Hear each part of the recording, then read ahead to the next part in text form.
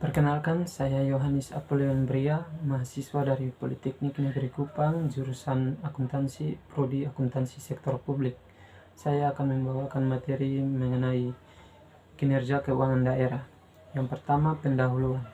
Kinerja merupakan pencapaian atas apa yang direncanakan, baik oleh orang pribadi maupun organisasi. Apabila pencapaian sesuai dengan yang direncanakan, maka kinerja yang dilakukan terlaksana dengan baik. Apabila perencanaan melebihi dari apa yang direncanakan, maka dapat dikatakan kinerjanya sangat baik. Dan apabila pencapaian tidak sesuai dengan apa yang direncanakan atau kurang dari apa yang direncanakan, maka kinerja dapat dikatakan sangat buruk. Kinerja keuangan adalah suatu ukuran kinerja yang menggunakan indikator keuangan. Analisis kinerja keuangan pada dasarnya dilakukan untuk menilai kinerja di masa lalu dengan melakukan berbagai analisis sehingga diperoleh posisi keuangan yang mewakili realitas, entitas, dan potensi-potensi kinerja yang akan berlanjut. Keuangan daerah adalah semua hak dan kewajiban daerah dalam rangka penyelenggaraan pemerintah daerah yang dapat dinilai dengan uang, termasuk di dalamnya segala bentuk kekayaan daerah tersebut. Kinerja keuangan pemerintah daerah adalah kemampuan suatu daerah untuk menggali dan mengelola sumber-sumber keuangan asli daerah dalam memenuhi kebutuhan guna mendukung berjalannya sistem pemerintahan, pelayanan kepada masyarakat dan pembangunan daerahnya dengan tidak bergantung pada pemerintah pusat.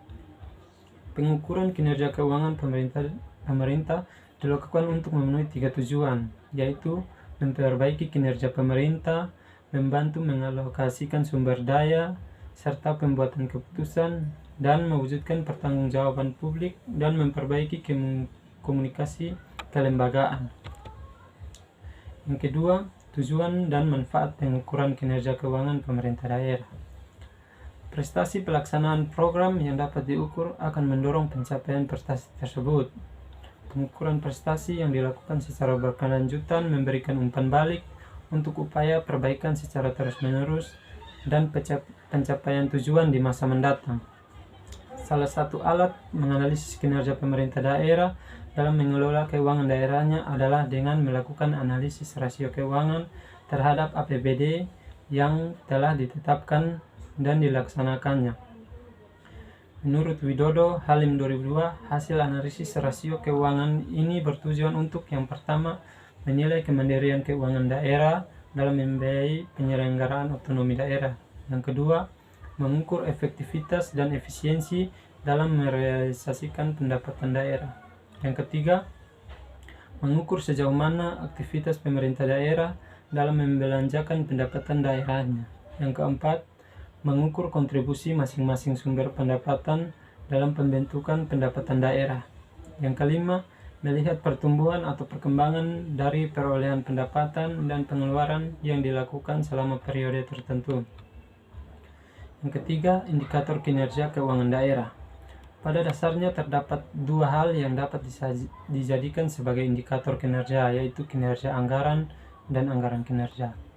Kinerja anggaran merupakan instrumen yang dipakai oleh DPRD untuk mengevaluasi kinerja kepala daerah, sedangkan anggaran kinerja merupakan instrumen yang dipakai oleh kepala daerah untuk mengevaluasi unit-unit kerja yang ada di bawah kendali daerah selaku manajer eksekutif. Penggunaan indikator kinerja sangat penting untuk mengetahui apakah suatu program kerja telah dilaksanakan secara efisien dan efektif. Indikator kinerja yang digunakan dalam mengukur kinerja keuangan daerah adalah sebagai berikut. Yang pertama, analisis surplus atau defisit APBD. Analisis ini digunakan untuk memantau kebijakan fiskal di pemerintahan daerah. Analisis ini disajikan dengan dua pendekatan menurut PP 58 tahun 2005, yaitu surplus defisit sama dengan pendapatan daerah kurang belanja daerah. Sedangkan menurut PMK Peraturan Menteri Keuangan nomor 72 tahun 2006, yaitu surplus atau defisit sama dengan pendapatan kurang belanja tambah silpa ditambah pencairan dana cadangan.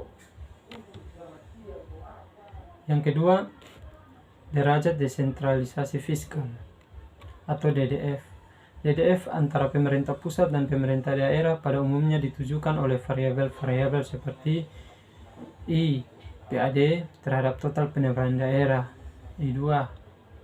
Rasio bagi hasil pajak dan bukan pajak daerah terhadap total penerimaan daerah atau TPD.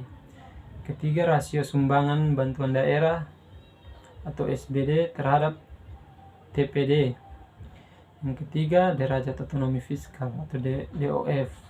Kemandirian keuangan daerah adalah menunjukkan kemampuan pemerintah daerah dalam membiayai sendiri kegiatan pemerintahan, pembangunan dan pelayanan kepada masyarakat yang telah membayar pajak dan retribusi sebagai sumber pendapatan yang diperlukan daerah. Yang keempat, upaya fiskal atau posisi fiskal. Usaha pajak dapat diartikan sebagai rasio antara penerimaan pajak dengan kapasitas membayar di suatu daerah. Salah satu indikator yang dapat digunakan untuk mengetahui kemampuan membayar pajak masyarakat adalah PDRB. Jika PDRB meningkat, maka kemampuan daerah dalam membayar pajak juga meningkat. Hal ini berarti bahwa administrasi penerimaan daerah dapat meningkatkan daya pajak. Yang kelima, analisis efektivitas atau CLR. Analisis ini menggambarkan kemampuan pemerintah daerah dalam merealisasi PAD yang direncanakan dibandingkan dengan target yang ditetapkan berdasarkan potensi real daerah. Yang keenam, kinerja pajak dan retribusi daerah. Indeks kinerja pajak dan retribusi daerah digunakan untuk mengetahui jenis pajak atau retribusi daerah termasuk dalam kategori prima, potensial, berkembang, dan terbelakang. Yang keenam, rasio kemandirian daerah. Rasio ini digunakan untuk mengukur pola hubungan dan tingkat kemampuan daerah. Yang ketujuh, kemampuan pinjaman daerah. Kemampuan suatu daerah dalam mendapatkan uang atau manfaat dari pihak lain yang digunakan untuk mempercepat pertumbuhan ekonomi serta meningkatkan pelayanan publik. Sekian dari saya. Terima kasih.